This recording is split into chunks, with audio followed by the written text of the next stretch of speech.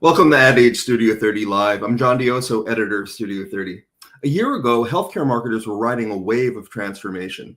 AI was the buzziest acronym in the industry, media innovation was accelerating, and equity was gaining traction as both a moral and a strategic imperative. Welcome to 2025. Today, the US healthcare system faces intensifying pressure from rising drug costs and renewed political scrutiny of pharma marketing, to widening disparities in access to care, to deepening public mistrust in health institutions, and an electorate sharply divided on issues like reproductive rights, gender-affirming care, and the role of government in health. At the same time, patients and caregivers expect more empathy, more relevance, more action, and the tools at marketers' disposal, AI, connected TV, creator partnerships, are evolving faster than many brands can keep up. So what does it take to lead in this new moment, to drive not just performance, but purpose? Joining me today to discuss the state of healthcare and marketing and media now and into the future are Dr. Susan Dorfman, President and CEO of CMI Media Group, and Justin Freed, Chief Media and Innovation Officer of CMI Media Group. Susan and Justin, thank you so much for joining me today. Absolutely. Hey, and audience members, hit us up on social media. We'd love to give you a shout out. All right, let's get into it. So welcome back to Ad Age Studio 30, Susan and Justin. It's been a little bit over a year since the last time we chatted, and apparently nothing has happened and everything is fine and everything exactly the way it has been. No, I'm lying if you heard my intro. So Susan, let's start with you. How would you describe the current state of healthcare marketing in the US, and what's the most different conversations that you've been having now as compared with, say, just a year ago? Yeah, so everything that you just said has been proliferating, kind of bubbling up to the top. There's a lot of uncertainty, clearly in the political environment, and lots of changes that are happening, and frankly, uncertainty that is or could happen.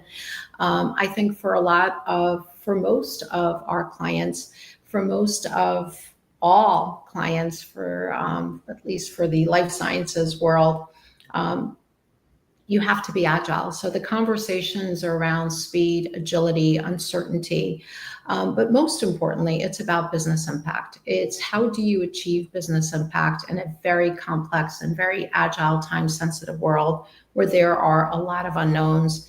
How do you deliver value to patients, to caregivers? How do you give hope in an environment where you yourself are uncertain as to what is going to happen and how?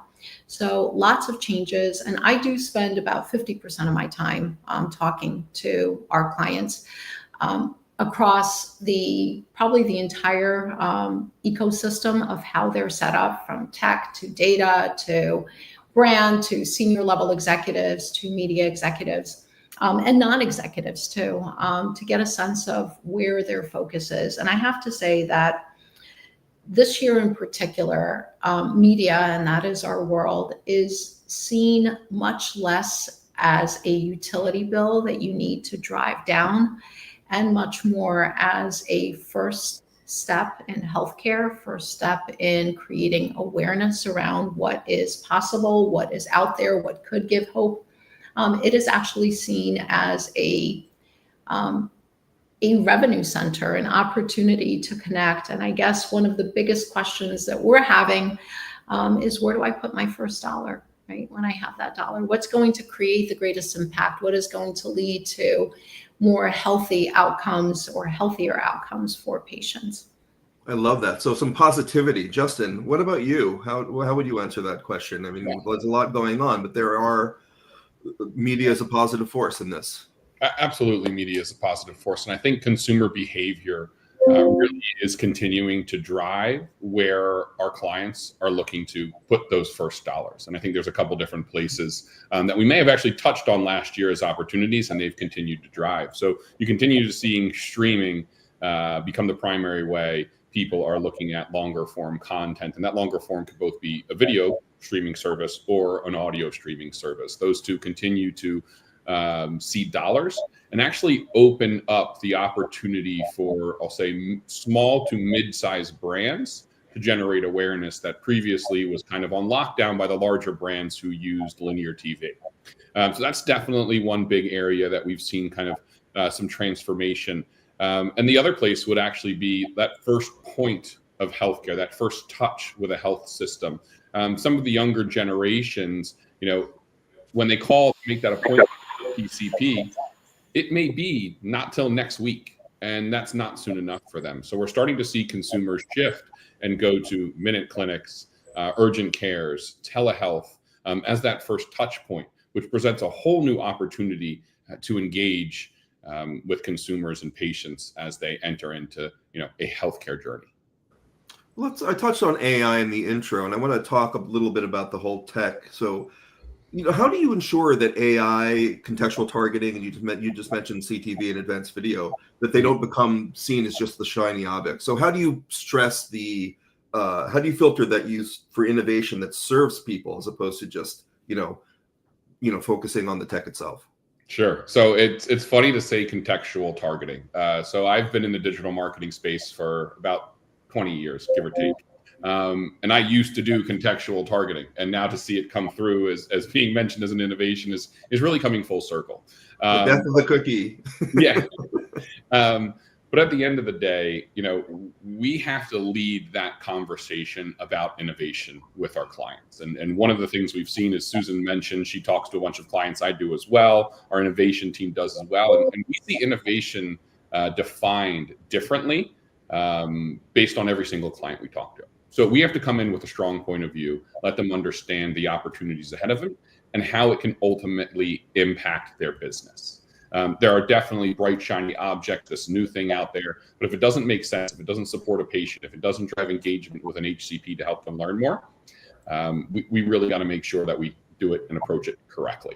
So that's AI, a new form of targeting, or video, as we've spoke about, really becoming a huge opportunity for pharmaceutical brands.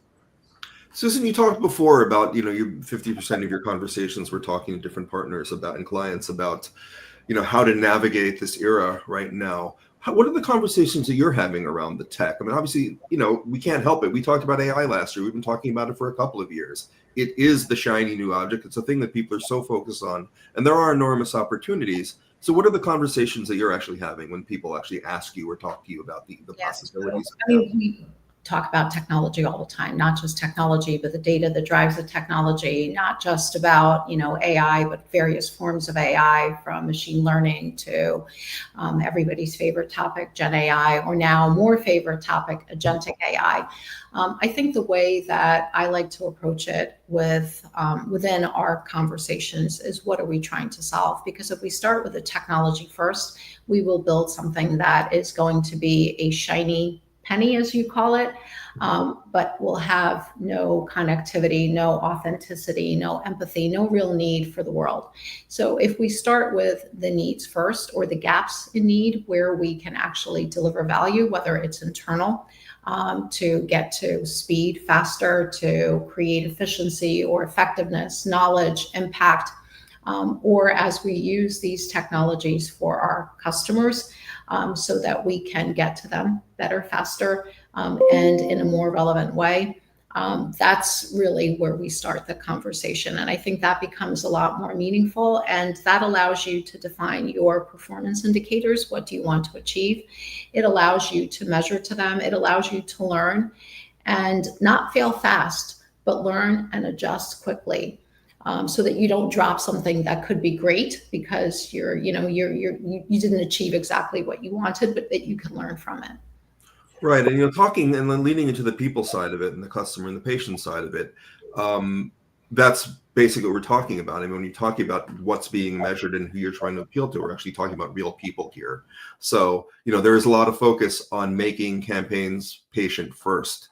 So can you talk a little bit about that? And, can you share an example of the patient first campaign that was built through a collaboration with patients, providers, or advocacy partners? Sure. I was just going to mute myself. Sorry. I don't know why I may have a little bit of noise coming out of my machine. Maybe it's the AI. Yeah, it could be. It could be. I swear to my team that there is an agent working against me. I'm not sure. It may be from the, who knows. While I can't talk to campaigns in particular because there are a lot of great campaigns, and I think, we in healthcare, we really do deliver hope to people. I will say that campaigns that start with the person first, the whole person. So if anyone, and we all have had some form of an ailment, disease, whether it's, one-time cold or longer, something that stays with us, like diabetes, anything else that we have had or our loved ones have had to deal with, our health and our sick care or our sickness is just a part of us and hopefully does not consume us for a long period of time. There may be moments in time where it does consume us, but we are people and people first. So I think the most successful campaigns really lean in to me as a person. They know me. They anticipate my needs, and then they are there where I am. And that is not just a media conversation. That is a creative content conversation. That is a long-term relationship conversation. That is looking at me not just as a patient, but as a person. That is looking at me as a consumer. That is understanding not just what do you tell me initially, but if you want me to engage with you, what value are you providing to me? What challenges are you solving for me? And I think more and more we're starting to leverage real-time data, signals, needs, and things of that nature to be able to do that much more rapidly with the use of technology and AI, especially production and content and Gen AI, to be able to anticipate people's needs. So when we know them, we can actually get to them and provide them with what they need. Right, Justin, I'd love you to tack onto that a little bit. I mean, it's been, like I said, it's been a year since we last had this conversation. What have been the opportunities or the changes that you've seen, the possibilities that have been made available by the current technology to, create those patient-first campaigns? Yeah, I think there's two primary ways. I'm going to focus on the social space because I think that continues to be one of the first place patients go to when they're looking for information around healthcare. The first being the co-creator space or the creator space, right? There has been the rise of the influencer through the pandemic, and it's continued on where we have, whether it's a healthcare professional who's an authoritative figure on a specific disease state or specialty, or a patient advocate. Being able to partner with them, which is enabled through the rise of social platform technology, has really presented unique opportunities for pharma brands to reach a new marketplace, a new set of people in that social marketplace. So that has been great. It is something we have seen pharmaceutical brands and pharmaceutical companies become significantly more on board with, whether it comes to legal review, et cetera. We have launched those types of campaigns way more in 2025 already than we did any previous year, which has been phenomenal to see. The second thing is actually technology within a social platform. So what we've actually seen, and you can see this on the likes of TikTok, on X, and even Facebook's landing page, where it is now, the algorithm is now changed. Instead of showing you people from your book club who you're friends with, or people from high school who you used to be friends with, et cetera, and having their content pop up in front of you, their algorithms now are focused on interest and what you are most likely to engage with. So a piece of content that is created by somebody that may have no views at all and nobody following them has just a great of chance of going absolutely viral and getting 100 million views, as something from a huge creator. So it's a really unique place to play right now. And if you create high quality content that is interesting to the end user, it is absolutely kind of like almost a wild west where anybody can win. All right, great. Now, I want to dive into glad you brought up the creator aspect of it. We're going to get a little bit more into that in the second part. But if you're just joining us, this is Ad Age Studio 30 Live. I'm John Dioso from Ad Age, and I'm joined by Dr. Susan Dorfman and Justin Freed from the CMI Media Group. And today we're discussing the future of healthcare marketing and media. Thank you all for joining us today. All right, so let's for the second part of the conversation, I actually want to go back. Susan, you brought up empathy before, and you did you were at South by Southwest, and there you emphasize authenticity as the new currency in health messaging. What are brands still getting wrong about that, and what does authentic storytelling actually require? Yeah, I will say it's, the word authentic and empathy for me are very synonymous in this particular instance. We are in a very regulated industry, and our ability to say what we need to say and how we need to say it is often challenged with every filing that we have to do for the FDA. So as we think about empathy, as we think about authenticity, we really need to think about the needs of the people we serve and the very distinct and diverse needs of various patient populations, various ethnicities, various, just various readiness of different types of patients to be able to engage, to know, to inform. And for me, I think empathy and authenticity starts with truly understanding and being part of that community. So what is happening in culture, what is happening in the world, just anticipating, again, understanding, know me beyond just, this is Dr. Susan Dorfman, really understand my triggers, my needs. What is it that you're helping me with? During South by Southwest, we talked about the fact that oftentimes when you get sick, like really sick, and you walk out of that doctor's office, at that diagnosis, you probably lose track of everything that doctor or nurse has been telling you. And you walk out of there and you're deflated and you have no hope and you don't know what to do and you don't know where to look and you don't know what specialist to go to. And there's just a lot of great opportunities for our world, for pharma, to help and support. And to do that is the greatest empathy that you could give someone. That is the greatest authenticity that you can give someone, is helping them find hope at a time when they're most desperate. So, for conversations that I know that I have, we talk about that beyond the pill support, beyond the injection, the infusion support, to really help them find what they need, make it make sense, I think, is the other big thing, because there's so much going at you that it doesn't make sense. And that's where I think we can serve as a key partner for them. I love that you made that connection, and it seems so central to the healthcare industry to speak about that type of empathy, connection with patients, because that's what we're talking about here. But I had an earlier conversation today, and it was just like, even in my introduction, I referred to the 2025 of it all. And we can't not acknowledge that we're living in a different climate from where we were a year ago when we had a similar conversation to talk about the state of healthcare and marketing.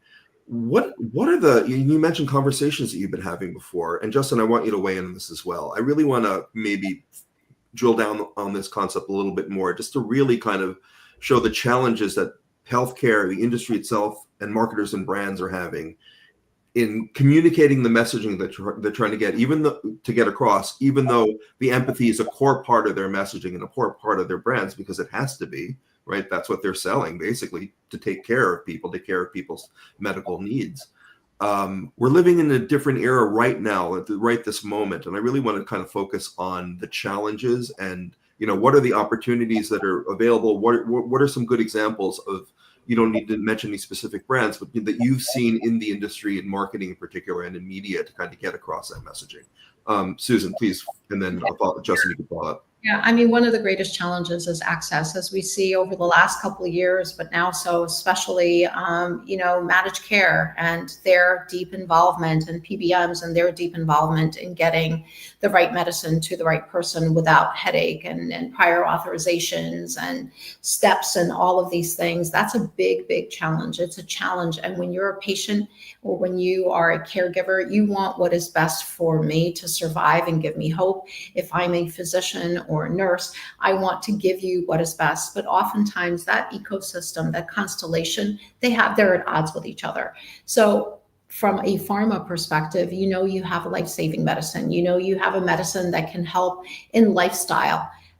Getting it to the people that need it most is a challenge. You have private equity that is buying up private practice and practices, and the way that they're running these, it is no longer a health provider, it is a financial institution. So there are a lot of challenges that keep leadership up at night, from across the life sciences, from pharma to device to biotech companies, to help realize the ability to get something that is of not just value, but it is of life caring and life saving to individuals without these kind of middle issues. And for those that do it really well, have been able to solve it, have been able to look at it in ways to say, this is how we can provide access, and this is what we need to do.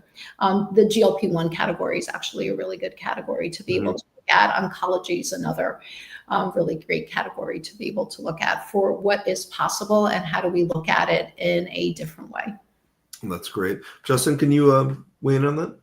Yeah, absolutely. So I think one of the things that we've gotten to a good place within the pharmaceutical industry when it comes to marketing is uncovering where patients are going and where they're accessing information. What is difficult is now sticking out and to grabbing that attention of the patient. I think you may have heard the term sea of sameness.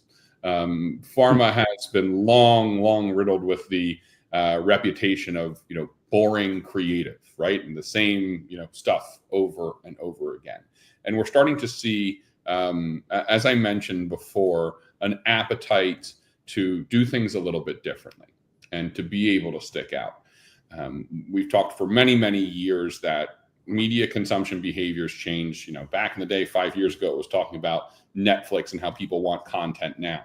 Today, it's really about social and how people want to really be hit over the message to see if they want to continue to engage within the first 1 to 3 seconds of a piece of content.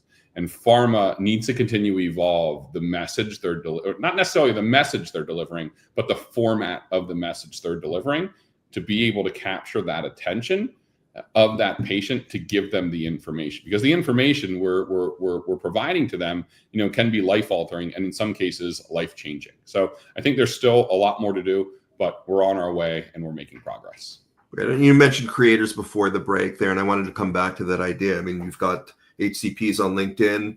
You've even got caregivers in mobile games, which is an amazing thing. So how are you rethinking channel strategy to meet people in these unexpected but high value moments? Yeah, it's interesting. So I think one of the things is we're not thinking channel strategy first, right? And I think that's been for some time. Oh, we've got to do social, we've got to do video. It is now really doing a deep dive and understanding the consumer behavior, and then creating, whether it's at the micro segment level or the segment level, creating plans that engage with those users' behaviors. We take that approach first versus going in and saying, we have to do this, we have to do that. And that segment level planning approach really allows us to create a customized user experience for those patients. Going back to the creator stuff, again, I mentioned before, we've started to see, the pharmaceutical space really get into the micro influencers and finding those niche influencers, whether they're on TikTok or Facebook or Instagram, etc.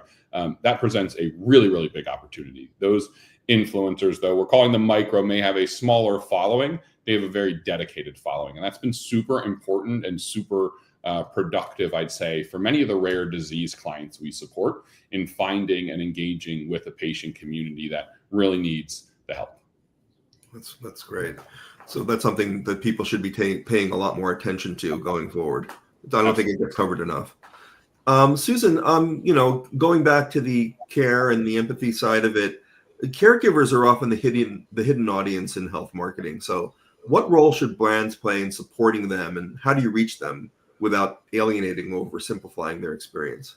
Yeah, so they're actually sometimes the primary audience for decisioning. One of the bits of intelligence that we have is their primary role in helping the patient and having that dialogue with the doctor or nurse to actually talk about medication choices, to talk about things that they've heard about and seen, and actually have an impact on the patient taking the med or agreeing to get a certain type of treatment and continuing on that therapy. So I would say in some ways we need to look at that caregiver, that care provider, care partner. There are many different terms and they actually have different meanings and different opportunities, but we do need to look at them in some ways as not a secondary or tertiary audience, but as a primary audience. And from a data perspective, there are so many numerous ways, from signals to actual audience identification at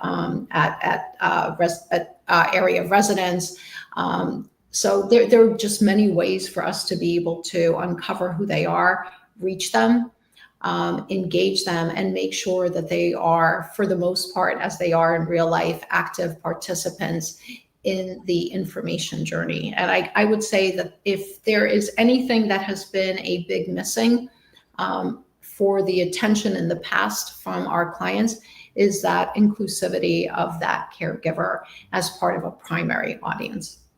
Right, and they're both a natural audience and potential influencers and creators in their own right, given their advocacy or their support of anyone. And likely the most impactful in actually choosing getting patient someone in their family or in their caregiving circle information about medication, having the conversation with the healthcare providers, having them stay on therapy. It is such an undervalued and such a critical audience that just becomes, and especially for more serious conditions, but also general conditions, and that has become a big conversation that we have in finding and allocating budget for those groups. That's great, and I want to wrap up today by talking. We talked about media as a positive force in the healthcare climate now. We'll talk a little about hope. So why don't we start with Justin? And then Susan, you can wrap us up. What does hope look like in media strategy today? And where are you seeing brands do something truly meaningful for people, not just patients? Yeah, and I think the hope, and it's interesting because of the role we play as the media agency. We're not necessarily creating the message. We're not, creating the drug, potentially life-saving drug. But we play a really, really unique role is we are responsible for getting that information to patients. To caregivers, to healthcare professionals. So somebody can get access to a treatment that may, alter their life, save their life, just let them, live a better day. And I think that's one of the things that keeps a lot of people who work in healthcare. It's not the most glamorous space, but there is kind of a higher calling to help be that connection point and deliver that hope, whether that's helping them schedule an appointment for that first time, giving them information about a drug to talk to their doctor about. It really is unique and a great opportunity. Susan? There you go. There's scientific proof that the first step to health is really hope. There's a connection between hope, the way that our brain works, and getting us better. And the first step to hope is knowledge and information. And as Justin said, that is what we do. And I will have to say that we are privileged to work for an industry that delivers hope to people every single day. I was on a phone today with a coworker who told me that her mom, who is resistant to surgical procedures, will not help her, is now being put on immunosuppressants and has hope. There's hope. A friend of mine who has done everything to lose weight, including exercise and eating right, has not been able to do that. And through the use of GLP-1s has gotten hope to be able to achieve her best self. we are privileged in this space to do that. And, I say to all of us here today who are working in media, from the publishers who are here, all of our partners, to our clients, to technology and data providers, we are in a unique place to make lives better. And my hope is that in 20 years, when we look at number of people living healthy with a condition, even if they still have a condition, if they're living with having cancer 20 years ago, the more we can increase that number of people living healthy with, that is hope, that is achievement, and that's what we need to strive for. All right. Well, I think we've got another one in the books. Thank you. A year later, let's keep the series going. Thank you, Dr. Susan Dorfman, Justin Freed, CMI Media Group. For Ed Age Studio 30, I'm John Dioso. Thank you for joining us today. See you next time. Bye, everybody.